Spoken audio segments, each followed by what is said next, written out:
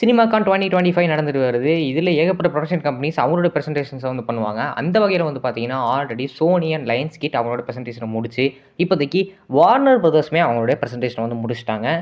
And இதில ஒரு சோகமான விஷயம் என்ன அப்படின்னு பார்த்தீங்கன்னா, சூப்பர்மேனோட பிரசன்டேஷன பார்த்த ஆடியன்ஸ் கொஞ்சம் பேடா தான் ஃபீல் பண்ணியிருக்காங்க. டிசப்பாயின்ட்மென்ட்டா தான் இருந்திருக்கு அப்படிங்கிற மாரி சொல்றாங்க. தெரிஞ்சுக்க ஃபுல்லா பாருங்க.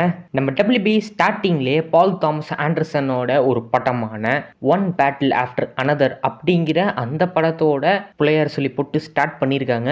ஸோ இதில் வந்து நம்ம லியோனார்டோ டிகாப்ரியோ வந்து நடிச்சிருக்காரு. இதை பற்றின டாக்ஸ் அதுக்கப்புறமா ஒரு எக்ஸ்டெண்டட் கிளிப்பு மட்டும்தான் கொடுத்துருக்காங்க அப்படிங்கிற மாதிரி சொல்லப்படுது. இந்த படத்தோட ட்ரெய்லர் அப்படிங்கிறது ஆன்லைனில் இருக்கவே செய்யுது. அதுக்கப்புறமா த பிரைட் அப்படிங்கிற அந்த படத்தோட அனௌன்ஸ்மெண்ட் வந்து கொடுத்தாங்க. இதில் மேகி ஜில்லன்ஹால் அப்புறமா நம்ம கிறிஸ்டின் பேல் வந்து நடிக்கிறாங்க. இது ஒரு மாதிரியான மான்ஸ்டரஸ் லவ் ஜானரில் இருக்கக்கூடிய ஒரு படமாக வந்து ஃபீல் ஆகும். இதை வந்து நிறைய பேர் எதோட கம்பேர் பண்ணுறாங்க அப்படின்னு பார்த்தீங்கன்னா, சூசைட் ஸ்குவாடில் வந்து நம்ம ஜாரட் லெட்டோ அண்ட் மார்கெட் ராபியோட ஹார்லி குயின் இவங்களோட அந்த ஒரு ரிலேஷன்ஷிப் இருக்கும்ல, அந்த மாதிரி ரிலேஷன்ஷிப் பிடிச்ச அவங்களுக்கு இந்த மாதிரியான படங்கள் பிடிக்கலாம். பிகாஸ் இந்த படமுமே அந்த மாதிரி தான் அமைய போகுது அப்படிங்கிற மாதிரி சொல்லிட்டு வராங்க. நெக்ஸ்ட்டு காஞ்சூரிங் படத்துக்கான ஒரு அப்டேட் வந்து கொடுத்துருக்காங்க. அந்த படத்துடைய title Conjuring the Last Rites அப்படிங்கிற மாதிரி சொல்லப்பட்டு வருது. அண்ட் அவங்க இதுதான் கடைசி படம் அப்படிங்கிறதையுமே கன்ஃபார்ம் பண்ணிட்டாங்க. எட் அண்ட் லொரேனோட அந்த கடைசி படமாக இது வந்து இருக்கும் அப்படின்னு கன்ஃபார்ம் பண்ணியிருக்காங்க. பட் எனக்கு தெரிஞ்சு இதோடு நிறுத்த மாட்டாங்க. கண்டிப்பாக ஸ்பின் ஆஃப்ஸு, ப்ரீக்வலு இல்லை சீக்வலு ஏதாவது ஒன்று வரும். ஒன்றா ஒரு சீரீஸ் மாதிரி ஏதாவது பண்ண தான் செய்வாங்க. ஏன்னா காசு பார்க்கணும் அல்லவா. எனக்கு தெரிஞ்சு இதுதான் கடைசி படமா அப்படின்னு கேட்குறவங்களாம் ஆச்சரியம் தான் படுவாங்க. ஏன்னா இதுக்கு முன்னாடி ஒரு காஞ்சரிங் படம் வந்துச்சா அப்படின்னே யாருக்கும் தெரியாது. ஏன்னா அந்த படம் பெருசாக பேசப்படல. அது வந்து முன்னத்த காஞ்சரிங் படங்களுக்கும் இதுக்கும் நிறைய வித்தியாசங்கள் வந்து இருந்தது. அண்ட் இது அவ்வளோக்கு நல்லா இல்லாதனால வந்து பார்த்தீங்கன்னா, எனக்கு தெரிஞ்சு இந்த படத்தில் அதிகப்படியான கான்சன்ட்ரேஷனை போட்டு எண்டுங்கிறனால பக்காவாக பண்ணுவாங்க அப்படின்னு நான் நினைக்கிறேன். இதுக்கப்புறமா ஃபைனல் டெஸ்டினேஷன் பிளட் லைன்ஸ் அப்படிங்கிற இந்த படத்துக்கான ஒரு கிளிப்பை வந்து போட்டு காய்ச்சிருக்காங்க. அந்த கிளிப்பில் வந்து பார்த்தீங்கன்னா 2 பிரதர்ஸ் டெத்து பக்கத்தில் இருக்குன்னு தெரிஞ்சும் டெத்துக்கிட்ட இருந்து எஸ்கேப் ஆகிறதுக்கு என்னென்ன பண்ணுறாங்க அப்படிங்கிற மாதிரியான அந்த கிளிப்பை வந்து போட்டு காட்டியிருக்காங்க. அண்ட் இந்த ஃபைனல் பிளட் லைன்ஸோட ட்ரெய்லருமே ஆன்லைனில் இப்போதைக்கு வந்துருச்சு. அண்ட் இந்த கிளிப்பை பார்த்தவங்க எல்லாருமே இது பயங்கர கோரியஸ்ட்டாக இருக்குது அப்படிங்கிற மாதிரி சொல்கிறாங்க. ஃபைனல் டெஸ்டினேஷன்னாலே கோர் தான். கோரு, பிளட்டு, சத்தம் தெரிக்கும். அண்ட் சாவறதே விதவிதமாக சாவாங்க, சாவடிப்பாங்க. ஸோ இது பயங்கர கோரியஸ்ட்டாக இருக்குது அப்படிங்கிற அந்த சமயத்தில் வந்து பார்த்தீங்கன்னா, எனக்கு தெரிஞ்ச அந்த டச்சை அப்படியே அழகாக மெயின்டைன் பண்ணிட்டு வராங்க. இதுக்கப்புறமா மோர்ட்டல் காம்பேட் 2க்கான ஃபுட்டேஜஸுமே போட்டு காட்டியிருக்காங்க. அதில் வந்து பார்த்தீங்கன்னா, அதை அட்டென்ட் பண்ணவங்க என்ன சொல்லியிருக்காங்க அப்படின்னா, இதில் கிளிம்ஸ் ஆஃப் மெயின் கேரக்டர்ஸ் அப்படிங்கிறது கொடுக்கப்பட்டிருக்கு. அண்ட் அது மட்டும் இல்லாமல் நம்ம கால் அர்பனோட அந்த ஜானி கேஜ் கேரக்டர் ஒரு பக்காவான டைலாகை சொல்லிட்டு அந்த கேரக்டர் பயங்கர கேரிஸ்மேட்டிக்காக வந்து அவர் பண்ணியிருக்காரு அப்படிங்கிற மாதிரியுமே சொல்லப்படுது. ஏற்கனவே கால் அர்பனுக்கான அந்த ஜானி கேஜோட ஃபர்ஸ்ட் லுக் வந்து கிடச்சிருந்தது. இப்போ இந்த சினிமா கானில் ஒரு சில ஃபுட்டேஜஸை மட்டும் போட்டு காட்டியிருக்காங்க. இதுக்கப்புறமா ஜாக் ரேகர் அதாவது பார்பேரியன் படத்தை எடுத்த அந்த டைரக்டரோட நெக்ஸ்ட் படமான வெப்பன்ஸ்க்கான அனௌன்ஸ்மெண்ட் வந்து வந்திருந்தது.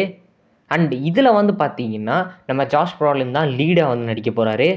இந்த ட்ரெய்லரில் வந்து பார்த்தீங்கன்னா ஒரு செட் ஆஃப் குழந்தைகள் வந்து காணாமல் போயிடுறாங்க.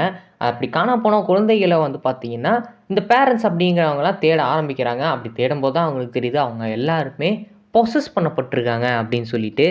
இதுவுமே ஃப்ரீக்கி அண்ட் பிளட்டியான ஒரு படமாக தான் அமைய போகுது. இதுக்கப்புறமா நம்ம பிராட் பிட் லீடாக நடிக்கிற F1 படத்துக்கான ஃபர்ஸ்ட் 10 மினிட்ஸை காட்டியிருக்காங்க நம்ம WB இந்த படத்து மேலே பயங்கர கான்ஃபிடென்ட்டாக வந்திருக்காங்க. இது கண்டிப்பாக இந்த சம்மரோட பிளாக் பாஸ்டராக அமையும் அப்படின்னு சொல்கிறாங்க.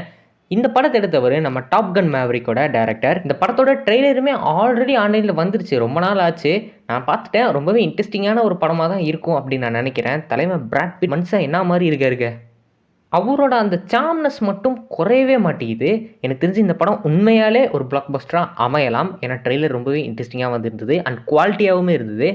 ஸோ WBயோட கான்ஃபிடென்ஸை பாராட்டி தான் ஆகணும். ஸோ இந்த அனௌன்ஸ்மெண்ட் வரைக்கும் வந்துட்டு இதுக்கப்புறமா நம்ம WB வந்து பார்த்திங்கன்னா WB அனிமேஷன் பேனருக்கு கீழே வரக்கூடிய அந்த படங்களில் பற்றின அனௌன்ஸ்மெண்ட் வந்து பண்ணியிருந்தாங்க.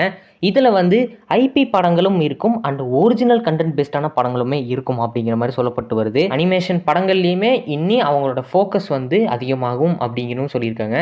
அண்ட் இந்த அனிமேஷன் பேனருக்கு கீழேயும் டாம் அண்ட் ஜெரிக்கான அடுத்த படம் வந்து ரெடி ஆகிட்டு இருக்கு. அண்ட் இது ஃபஸ்ட்டை விட பெட்டராக அமையும் அப்படின்னு நினைக்கிறேன். நான் இதுக்கு முன்னாடி IP அந்த அனிமேஷன் படங்கள்னு சொன்னேன் அல்லவா, அந்த IP அனிமேஷன் படங்கள்லாம் ஒன்றும் கிடையாது. இந்த காமிக் புக் கேரக்டர்ஸை வச்சு எடுக்கக்கூடிய அனிமேஷன் படங்கள் தான். ஸோ அப்படி பார்க்கும்போது நம்ம WB இந்த அனிமேஷனோட அனௌன்ஸ்மெண்ட்டை எதோடு முடித்தாங்கன்னா த டைனமிக் டுவோ அந்த படத்தை அனௌன்ஸ் பண்ணி தான் முடிச்சாங்க. It was just like the origin story of 2 Robins. 2 Robin இருக்காங்க. ஒன்று வந்து டிக் கிரேசன், இன்னொன்று ஜேசன் டாட். இவங்க 2 பேருடைய ஆரிஜினை சொல்லக்கூடிய ஒரு அனிமேட்டட் படமாக இது வந்து வரப்போகுது. ஸோ இதுக்கடுத்து ஃபைனலி எண்டில் நம்ம சூப்பர்மேன் படத்தோட டீம் வந்து வந்திருந்தாங்க. நம்ம ஜேம்ஸ் கன், டேவிட் காரன்ஸ்வர்த், ரேச்சல் பால்ஸ்மேன், அப்புறம் நிக்கோலஸ் ஹால்ட் எல்லாருமே வந்திருக்காங்க. வந்தக்கப்புறமா ஒரு சில ஃபுட்டேஜ் இந்த ஹாக் கேர்ளோடது, மெட்டமாஃபோவோடது, இந்த மாதிரியான ஃபுட்டேஜஸை காட்டிட்டு அண்ட் பிஹைண்ட் தி சீன்ஸ் ஃபுட்டேஜஸையும் காட்டியிருக்காங்க. அதுக்கப்புறமா உட்காந்து ஒரு டாக் ஷோ மாதிரி நடத்தியிருக்காங்க.